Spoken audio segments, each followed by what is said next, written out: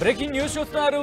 Kadapa YCP office కి నోటీసులు ఇచ్చారు అధికారులు. అనుమతులు లేకుండా నిర్మించారంటూ కూడా ఆరోపణలు ఉన్నాయి. బిల్డింగ్ పిల్లర్ కు నోటీసులు అంటించారు అధికారులు. 2 ఎకరాల ప్రభుత్వ స్థలం ఏడాదికి 3,000 రూపాయల చొప్పున 33 ఏళ్లకు లీజుకిచ్చినట్టుగా తెలుస్తోంది. కడప చెన్నై జాతీయ రహదారిపై సర్వే నంబర్ 424/1లో వైసీపీ ఆఫీస్ నిర్మాణం చేపట్టినట్టుగా తెలుస్తోంది. ఒకసారి విజువల్ మీరు చూస్తున్నారు. కోట్ల రూపాయలు విలువ చేసే భూమిని లీజుకు తీసుకుంది వైసీపీ. నిబంధనల అతిక్రమణ, అనుమతులు లేకుండా పార్టీ ఆఫీస్ నిర్మించారనే ఆరోపణలున్నాయి. ప్లాన్ అప్రూవల్ కూడా లేదని విమర్శలు వినిపిస్తున్నాయి. దానికి సంబంధించిన బ్రేకింగ్ న్యూస్ చూస్తున్నారు. వైసీపీ ఆఫీస్కి సంబంధించి అధికారులు నోటీసులు పంపించడం కంటిన్యూ అవుతోంది. వైజాగ్కి సంబంధించి కావచ్చు, అనకాపల్లి, అలాగే వివిధ జిల్లాలకు సంబంధించి 26 జిల్లాలకు సంబంధించి కూడా ఎటువంటి సినారియో ఉందో మీ ముందు ప్రయత్నం చేస్తోంది ఆర్టీవీ. ఈ నేపథ్యంలో కడప వైసీపీ ఆఫీస్కి కూడా నోటీసులు అంటించారు అధికారులు. అనుమతులు లేకుండా నిర్మించారనే ఆరోపణలున్నాయి. బిల్డింగ్ పిల్లర్కు నోటీసులు అంటించారు అధికారులు. 2 ఎకరాల ప్రభుత్వ స్థలం ఏడాదికి 3,000 రూపాయల చొప్పున 33 ఏళ్లకు లీజుకిచ్చినట్టుగా తెలుస్తోంది.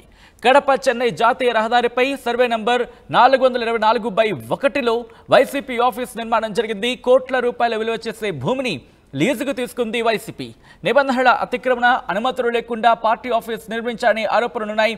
ప్లాన్ అప్రూవల్ కూడా లేదని విమర్శలు వస్తున్నాయి. ఈ నేపథ్యంలో వైసీపీ నుంచి ఎటువంటి రియాక్షన్స్ వస్తున్నాయి, కడపలో ఎటువంటి సినారియో ఉందో తెలుసుకుందాం. మా ప్రతినిధి కిషోర్ అప్డేట్స్ అందించేందుకు లైవ్లో సిద్ధంగా ఉన్నారు. కిషోర్, ఇన్ఫాక్ట్ కడప వైసీపీ ఆఫీస్కి సంబంధించి అధికారులు నోటీసులు ఇచ్చిన నేపథ్యంలో వైసీపీ నుంచి ఎటువంటి రియాక్షన్స్ వస్తున్నాయి? Thank you Sachin.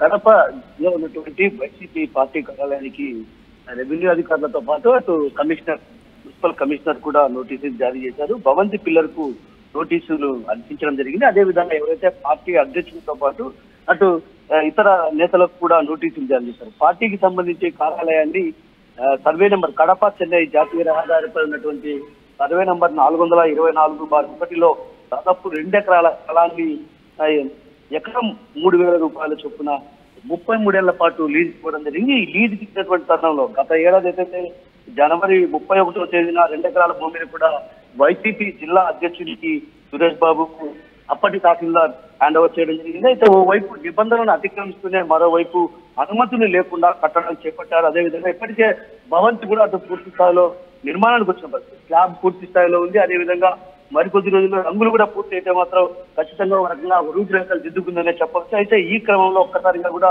అటు రాష్ట్ర వ్యాప్తంగా ఉన్నటువంటి ఏదైతే వైసీపీ జాతీయ కార్యాలయాలకు నోటీసులు జారీ చేసినటువంటి నేపథ్యంలో కూడా కడపలో ఉన్నటువంటి పార్టీ కార్యాలయాలకు కూడా నోటీసులు జారీ చేశారు. అయితే గతంలో ఏదైతే 3,000 రూపాయల లీజుకి ఎలా ఇచ్చారు ఏంటన్నటువంటి విషయం పైన కూడా అటు రెవెన్యూ అధికారులను కూడా ఆరాధిస్తున్నటువంటి పరిస్థితి కనిపిస్తుంది. మరోవైపు ప్లాన్ అప్రూవల్ ఏదైతే సాధారణంగా ఎవరైనా ఇల్లు నిర్మించుకుంటే ఖచ్చితంగా ప్లాన్ అప్రూవల్ కంపల్సరీ అన్నటువంటి విషయాన్ని అటు నిబంధనలు పెట్టే పరిస్థితి. అటు కమిషనర్ కావచ్చు, మున్సిపల్ సిబ్బంది ఎవరైనా ఇళ్లను నిర్మిస్తే వాళ్ళని అడ్డుకొని ప్లాన్ అప్రూవల్ ఉందా లేదా అని అడిగి ఆ తర్వాత అప్రూవల్ ఇచ్చిన తర్వాతే భవన నిర్మాణానికి అనుమతిస్తారు. కానీ ఇక్కడ యాదృచ్ఛికంగా జరిగిందో మరో రకంగా జరిగిందో తెలియదు. కానీ మొత్తానికి మాత్రం భవంతుల నిర్మాణం చేపట్టినప్పటికీ కూడా అటు ఏదైతే ప్లాన్ అప్రూవల్ లేని కారణంగా కూడా నోటీసులు జారీ చేశామన్నటువంటి విషయం ఒకవైపు అధికారులు చెప్తున్నారు. మరోవైపు ఏదైతే వైసీపీ నేతలు కూడా ఈ విషయాన్ని తీవ్రంగా పరిగణిస్తున్నారు. గతంలో ఏదైతే అన్ని అనుమతులు తీసుకున్నాం, అయితే ఇప్పుడు కక్ష సాధింపు చర్యల్లో భాగంగానే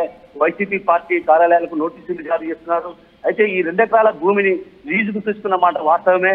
అయితే లీజుకు తీసుకోవడం కన్నా ముందు మేము ఏదైతే కొంత భూమిని కొనుగోలు చేశాం, ఆ కొనుగోలు చేసినటువంటి భూమి పక్కన ప్రభుత్వ భూమి ఉండడంతో కూడా ఆ 2 ఎకరాల భూమిని లీజుకు తీసుకోవడం జరిగింది.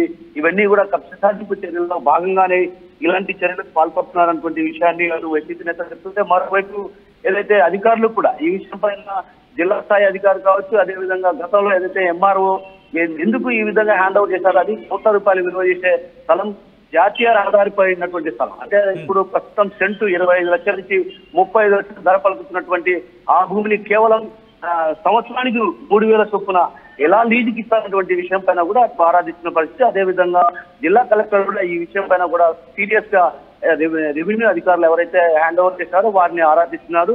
అసలు ఈ వ్యవహారం అంతా ఎలా జరిగింది ఏంటటువంటి కోణంలో కూడా అటు పూర్తి స్థాయిలో దర్యాప్తు చేస్తున్నారు. మరొకటి మాత్రం ఈ వ్యవహారం పైన ఖచ్చితంగా మేము కోర్టుకు వెళ్తాం, లేదంటే మాత్రం ఖచ్చితంగా భవంతి నిర్మాణం అయిన తర్వాత నోటీసులు జారీ చేయడం ఏంటి, గతంలో ఏదైతే కార్పొరేషన్ అధికారులు కావచ్చు, అదేవిధంగా రెవెన్యూ అధికారులు ఏం చూస్తున్నటువంటి విషయాన్ని కూడా సూటిగా నేతలు ప్రశ్నిస్తున్న పరిస్థితి కనిపిస్తుంది.